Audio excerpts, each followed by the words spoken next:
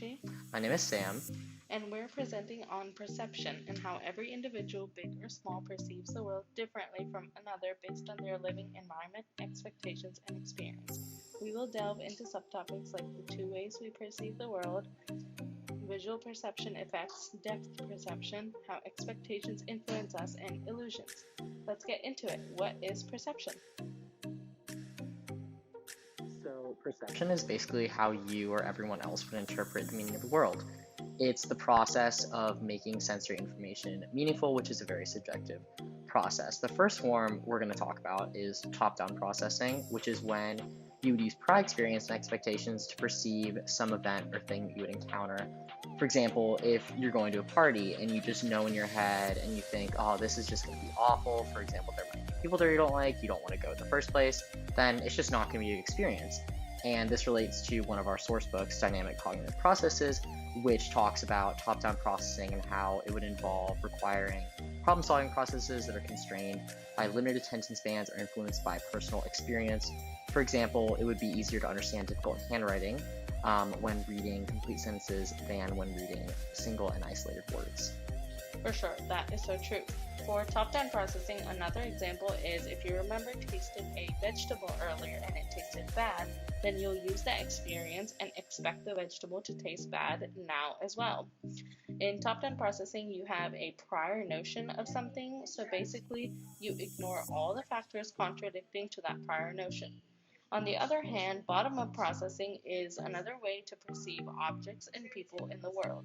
This is usually the way babies perceive life for the first time as they have no experience or expectations. It's the perception of something new. As the book Dynamic Cognitive Processes says on page 52, so-called bottom-up theories have emphasized the role of lower-level sensory-based processes.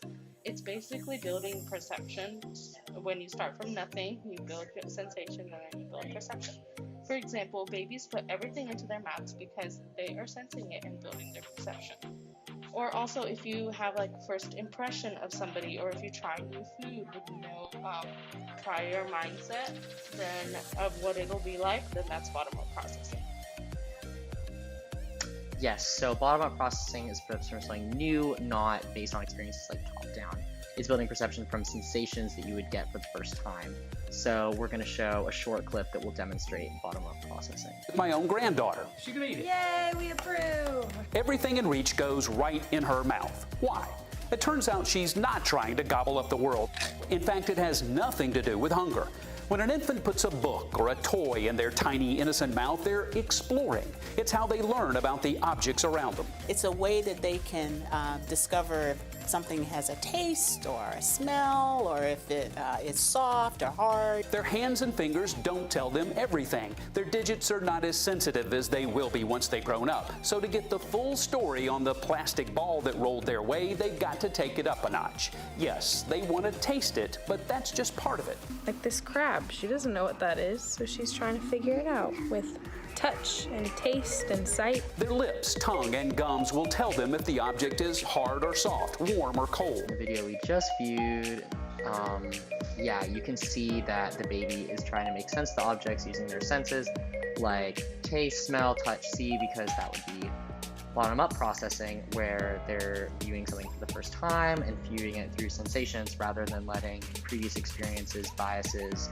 what have you, color their experience, which is bottom-up processing. Exactly. So for this next upcoming video, I want you guys to look at the images, and then there's going to be final image and you guys to tell us. I will show you a series of images and then you will tell me quickly what the final image is.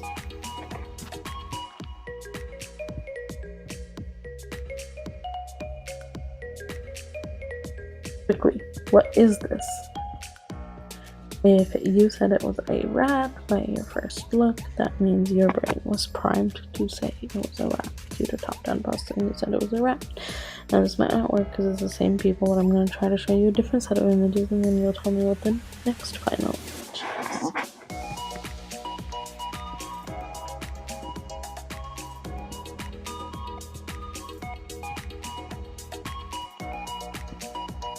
Quickly, what is this?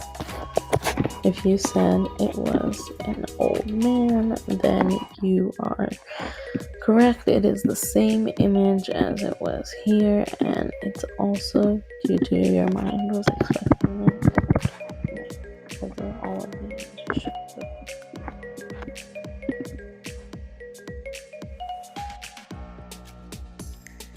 So that video clip basically demonstrated the concept of perceptual set, where your mind is told something and you just expect that to be told it over and over again. Like, say someone tells you, oh, so-and-so is such a bad person, and then you meet them and you immediately expect them to be just awful. Since that's what you're told. But let's move on to our next subtopic of why we see the world differently from others and how visual perception affects us with that. So we're going to talk about visual capture, which states that our vision dominates all our senses. So, for example, someone is on a screen saying the sound ba repeatedly, but if you close your eyes and listen, you'll hear ba. When you open your eyes, and you'll see the lips moving and mouthing the word fa. So, due to visual capture and top-down processing, you'd expect to hear fa, and you'll hear fa if you expect to say it, which would be known as the McGurk effect. Have a look at this. What do you hear? Ba, ba, ba, ba, ba, ba. But look what happens when we change the picture. Ba, ba, ba, ba, ba, ba, ba. And yet, the sound hasn't changed. In every clip, you are only ever hearing ba with a. That was excellent. Furthermore, relating to our visual perception, we don't actually see 100% of what is happening around us all the time. We have selective attention, which is basically a tendency that humans have to focus only on a small portion of the millions of sensations around us. So it's demonstrated by the cocktail party effect, which if you're at a loud and noisy party, then humans, like, where we focus on what we deem as important. So if we were focusing on our friend's joke, we would miss out on all the other party chatter. So at the same party, one girl could have an awesome experience and you could have a horrible experience because you were focused on, let's say, a friend's breakup and she was focused on her friend's dancing. And another example is like when we text and drive. We are never really multitasking. Instead, we switch our attention back and forth.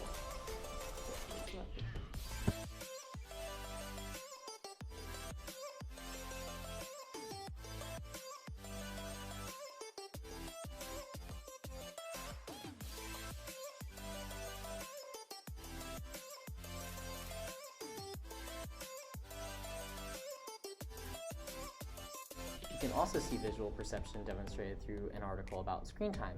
This article states that people who spend a lot of time on a screen are able to perceive their environment quicker regarding vertical and horizontal orientations, like, for example, sharp angles of stairs or buildings in a city, and they're able to adapt to changes in the environment quicker due to being able to perceive their visual environment quicker. Yes, just another quick example about how our world is our own and we focus on what we deem is important and what we expect is the signal detection theory. So this theory states that we notice something based on the strength of the stimulus, our expectations, priorities, alertness, and motivation. For example, a new mother would wake up to the slightest cry of her child, but she wouldn't wake up to the entire, train passing by her house while she sleeps.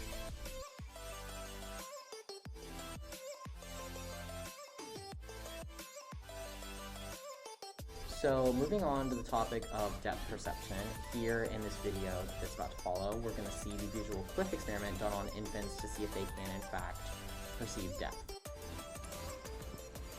As soon as a baby can move about, he can be observed in the same way as other animals.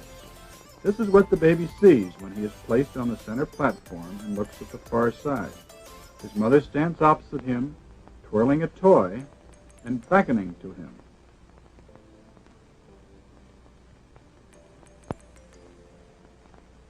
"36 babies, 6.5 to 14 months old, were placed in the center like this one and watched while their mother stood for 2 two-minute periods on each side.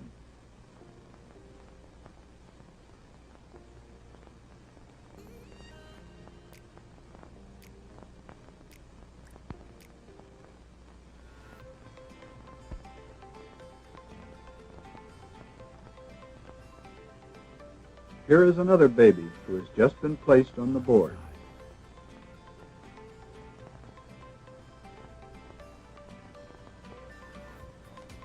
Almost all of the babies went to their mothers at the near side, as this one is doing.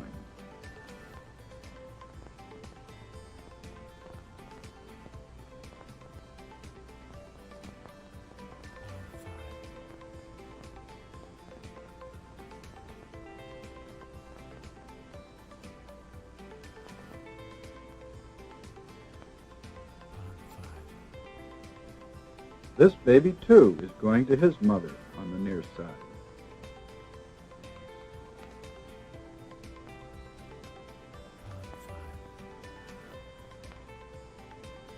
But when the mother stood at the far side, nearly all the babies refused to go to her, like this one.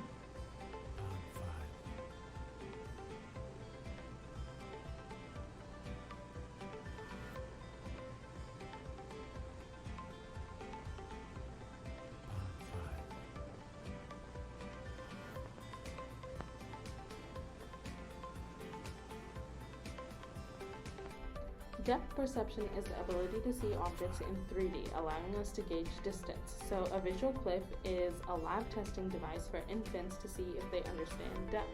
Crawling infants ages 6 to 14 months can, in fact, perceive depth.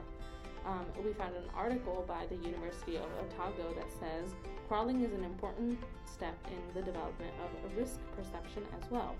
And it talks about how infants who are exploring the ground and who have more crawling experience are able to perceive what is like a safe surface versus an unsafe surface, like a slope of water, so which lowers the risk of drowning. So a lot of visual and sensory perception clues are built during young ages.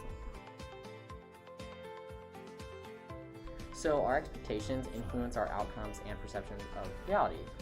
For example, let's think about the placebo effect, which is basically when you think you're taking a drug, medicine, helpful item, when really you're not, and just the thought causes the expected outcome, like feeling better. For example, you're at the doctor's office and you're being treated the same as another patient, but you're given a sugar tablet, being told it's a drug, or saline solution instead of a vaccine or a shot that causes less stress, and then feeling less stress after a week of taking it. Furthermore, we can go deeper and connect pain to our expectations. If we expect something to hurt super bad, then it probably will. And even if something looks like it's hurting super bad, if the person experiencing it doesn't expect it or have the intention of pain, it may not hurt as much to them. So an example I have of that is like my sister had a super traumatizing vaccine experience when I could barely feel the vaccine, even though we got it done at the same place at the same time.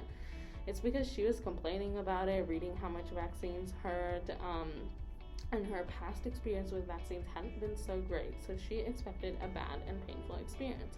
I, on the other hand, didn't really look at it and was thinking about something else, so I missed it and it didn't hurt. I didn't notice it or expect it. My attention wasn't on it, and I wasn't expecting the pain. Okay, so now we're gonna get into some cool optical illusions. The first one is the phi phenomenon, which is the tendency to see one light moving when really it's just different lights blinking at different times, like a neon arrow at a restaurant or on like a cool roadside sign.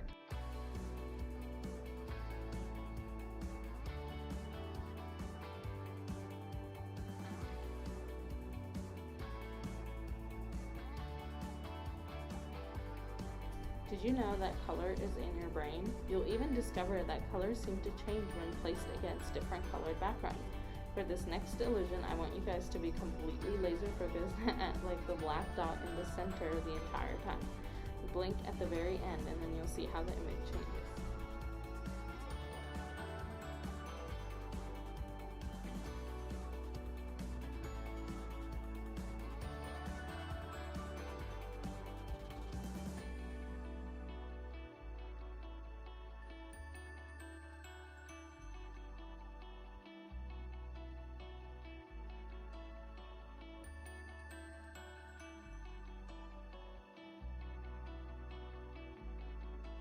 So next we're gonna just show even more illusions, just end the video with some like levity and cool stuff and more of the like interesting side of perception than all the like jargon and knowledge and stuff.